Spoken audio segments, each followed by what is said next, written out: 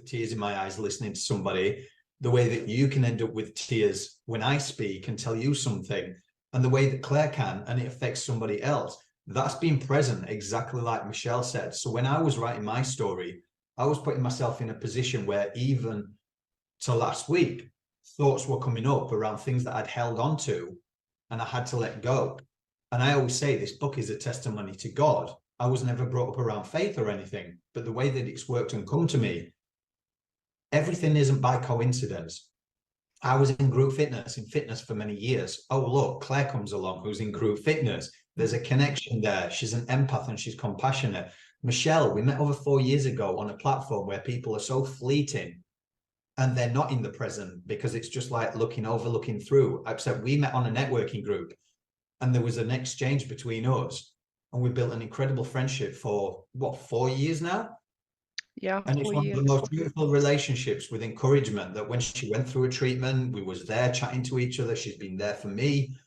So all of this has played into me writing my story and realizing all these synergetic experiences that have happened along my way. So it's a cathartic process. And that's why I like to tell people, write things down. It's amazing.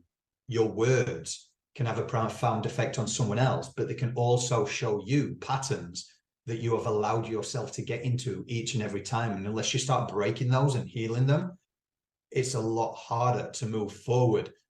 And we often see, obviously, through all these social platforms, I love what Michelle says when she spoke about being in the present, because people often don't listen to people, which means they're not being present. And I think we've come so far away because we're indoctrinated into a society where everything's go, go, go. And everyone sees success and sees fame and sees money and think that's the way it should be. However, leading by your imperfections, dropping mass, allows you to meet incredible people like we see here today, 21 co-authors, that we remove the external stuff, the titles, the professions, everyone's wrote the story and you can see each other in there, which builds a connection between each other. And then you're like, hold on a minute, money's fleeting. Fame, the thing that I've got to know about fame through knowing people in that industry is, could you really handle it? When you get backlash, when you get this, everyone sees it thinking that's the ultimate and makes judgment on someone else's life.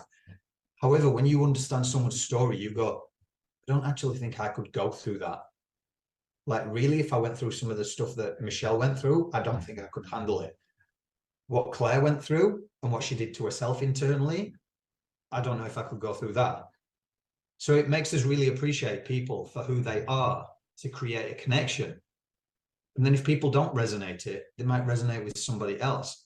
So I think in a world where we try to control things because of what we've seen, we're forgetting the whole human experience is to make memories and connect with people like this. And storytelling, as we know, is the oldest form of communication. We grow up listening to stories. So why can't we, exactly like Claire said, leave a legacy where I'm gone? Somebody's going to pick that up years later and go, oh my God. So cathartic for me. Wow.